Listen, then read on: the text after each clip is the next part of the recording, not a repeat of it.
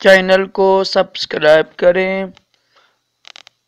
اور یہ bell icon پر بھی کلک کر دیں تاکہ ہر آنے والا ویڈیو سب سے پہلے آپ کو مل۔ بسم اللہ الرحمن الرحیم، صلو علی الحبیب صلی اللہ علی محمد۔ راشد عطاری روحانی علاج لے کے پیش خدمت ہے۔ آج ہم بات کریں کہ کتنے داڑیں ہوتی ہیں، داڑھ اور کان کے درد کا روحانی علاج۔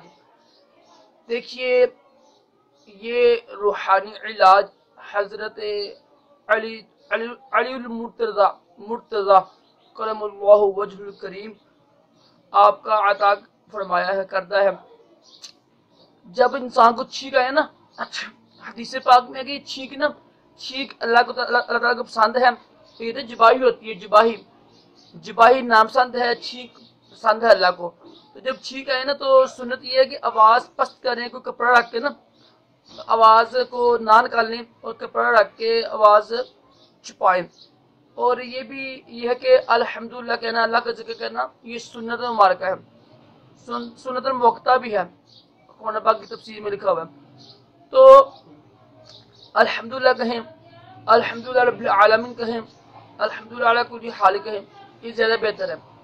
حضرت علی رضی اللہ تعالیٰ عنہ فرماتے ہیں کہ جو شخص چھینک پر الحمدللہ رب العالمین علی کل حال کہے گا، اس کی داڑھ اور کان اور داڑھ میں انشاءاللہ درد نہیں ہوگا۔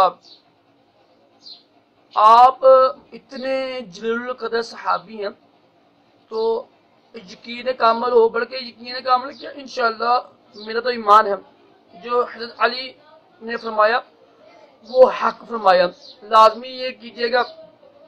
اور جو لوگ سنتے ہیں نا، میں کسی نے یہ بھی یاد رکھے گا، یہ سنت ہے، جب چھینک آئے تو الحمدللہ کہے، اور جو سنتا ہے نا تو اس پر واجب ہے کہ یرحمک اللہ کہے۔ جیسے اسلام کہتے ہیں السلام علیکم، تو جو سنتا ہے اس کو واجب ہے کہ وہ اتنی آواز کے ساتھ کہے کہ جواب دے کے وہ سن لے سلام کرنے والا۔ اسی طرح جس نے چھینک پر الحمدللہ کہا نا تو اس کے جواب میں یرحمک اللہ کہنا اتنی آواز میں کہ وہ سن لے، یہ واجب ہے۔